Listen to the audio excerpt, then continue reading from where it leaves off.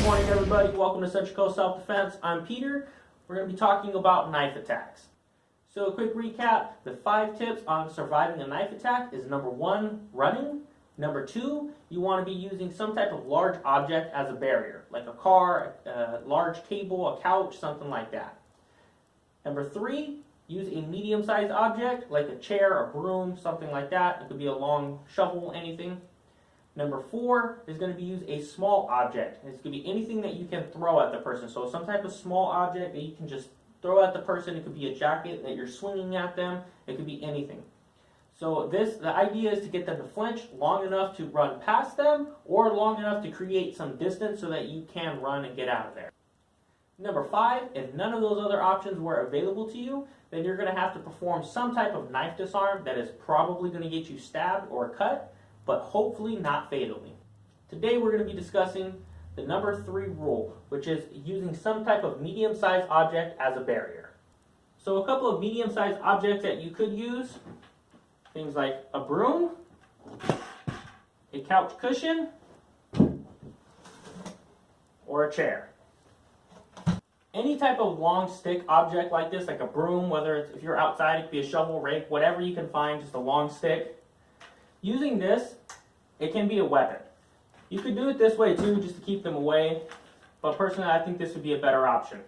Because this right here, you can get it and jab into them, keeping them away from you. You can jab at their face, keeping them back, and anytime they come near you, just jabbing right at them, holding it almost like a rifle and just jabbing straight into them. You're not going to want to hit them with it like this, because hitting them with it like this is going to give them the opportunity of grabbing it and, maneuvering around, running, just rushing in. Keeping them just at the distance like this. And again, you're still moving towards your number 1 rule of running. You're still trying to position your back to your route of escape so that you can run. You don't want to be here forever.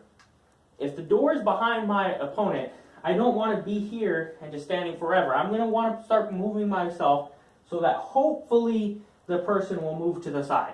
Hopefully I can get my back to my route of escape so that I can actually run. I don't want to keep just being here forever, because sooner or later he's going to get a hold of it and it's going to be a struggle for this. If this were to happen and we start struggling for this, I'm still going to be thinking the same thing. I need to get my back to my route of escape. So if we're going in a struggle, I'm going to be trying to push this way. So while we're fighting, I'm getting my back to the route of escape. I'm not going to want to just stay here struggling and fighting and be thinking only about, okay, I need to win this struggle. I need to get back a hold of, my weapon. I'm not going to be doing that. I'm going to be trying to win the fight. I'm going to try to get the weapon. But I'm still going to be thinking, I need to get my back to the route of escape. I need to get in a position that I can get out of here. Until that happens, then your sole purpose is keeping them away from you. You're not trying to actually harm them that much with this. I mean, yeah, if you can do it, great. If you can jab this, straight into their eye, which is going to be difficult to do, as you see. If you could get that into their eye, you could get that into their face, great, go for it. Even this broom, it's not a very heavy broom. It's, a very cheap, thin plastic. I mean, it's not, hitting them wouldn't do anything to them. But if I were to go like this, jabbing it into your face, trust me, it's going to hurt. I have a lot of control here. Keeping my hand just like this, it's going to be a lot of control, and I can hit pretty hard and really hurt the person.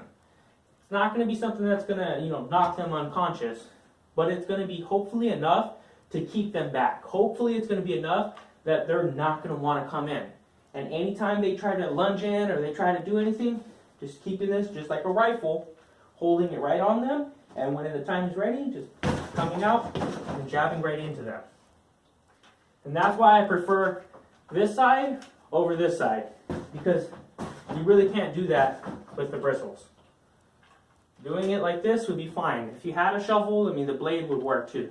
But if you don't, jabbing just like this is going to work fine. Picking the chair up is going to work the same way. We're going to be here, and if they're swinging the knife, you're using this as a shield to block the knife. If they're not swinging the knife and they're just trying to come in, same thing. You're here, you're attacking. coming at them just like this. And you're using the chair to get them back. Hopefully, you can keep coming in and push them back.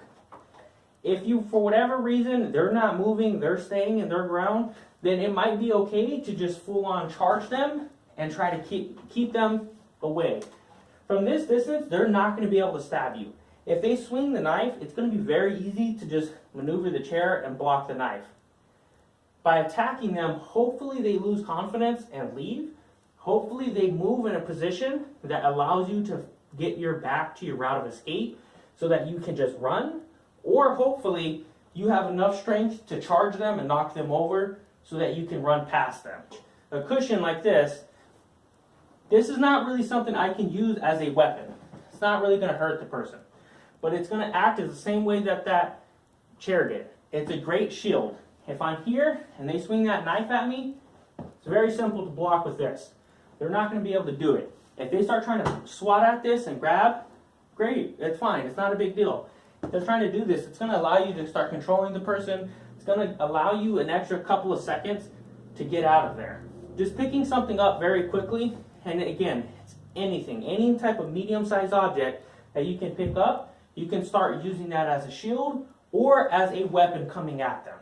Depending on what the object is, you may or may not be able to hurt them, but it's mostly to get some type of reaction from them. Again, you're hoping they lose confidence in the amount of time it takes. You're hoping they move in a position that allows you to put your back towards your route of escape so that you can run. At any time, you're going to be looking to run. You are not looking to stay there and fight the person until you beat them up. You're trying to get out of there. If for whatever reason you can't get out of there, you have family, you're protecting them or whatever, you can be using your verbal commands, so-and-so, get out, go to the neighbors, do this, do that, call 911, and using your words while you're facing this person, keeping them at distance. For more information, make sure you subscribe to the channel and hit the notification bell so that you can be informed when we put out our other content of surviving a knife attack. Thank you for watching Central Coast Self-Defense. I'm Peter. Glad to have you on.